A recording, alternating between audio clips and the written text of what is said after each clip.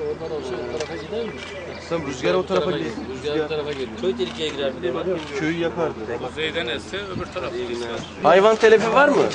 Yok. Hayvan var mıydı? Hayvanlarıyla canımız yanında kurtarabildik. Şu size gösterdiğim ev burasıydı. Evet ya ben kolay gelsin. Afet yani. Korkunç bir fırtına vardı. Tek yönlü de değil. Sağlı alabora yapıyor. Kimsenin hiçbir şey. Biz kaçıyoruz kozalak. Hayvanları biz daha buradayken hayvanları kaçıyoruz. Sen arkasına at. Önümüzde. Oradan da yanıyor bu defa. Oradan da yanıyor. Sağ yara.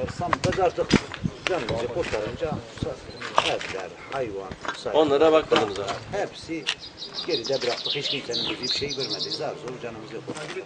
Bu kiraz bahçe sizin miydi öndeki? Yok, yok benim değil. Sizin burada ne var? Benim burada evim var. Tarla bahçe var.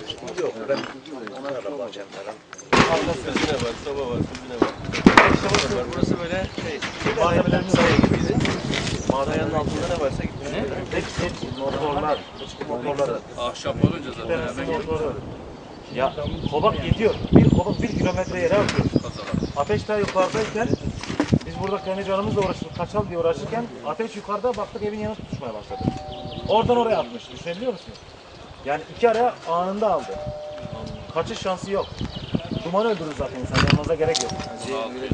O öyle bir duman vardı. Duman ağaçları da öldürüyor zaten. Tabii. Efendim? Çok geçmiş olsun. Efendim? Siz burada köye bağlı mısınız? Buyurun değil mi? Gökçe köyü değil mi? İlker heyetindesin. Muhtar zaten bunların bir çalışmasını yaptı mı? Çalışma kimse Nerede o? yapmadı. Sadece Mehmet Timur'la sadece işte afet geldi. Bir de Hani o sosyal yardımlaşmadan geldi. Bak. O da gelir. zaten afet tespiti yaptıysa Kimse tek başına atından böyle afetlerden kalkamaz. Bunun trafik sigortası var mıydı? vardır onların. Bunlar uzun zamandır burada Plakalı yatıyordu. olduğuna Plakamız göre- falan her şeyimiz var. Olduğuna göre vardır bunlar. Herkes şifayı söylüyor. Vay, orman yüzünden bizim kiraz bahçesi de gitti. Zaten de kiraz bahçesi orman yüzünden vardı. Evet. Ağaçlar çıktı mı? Yanık ağaçlar.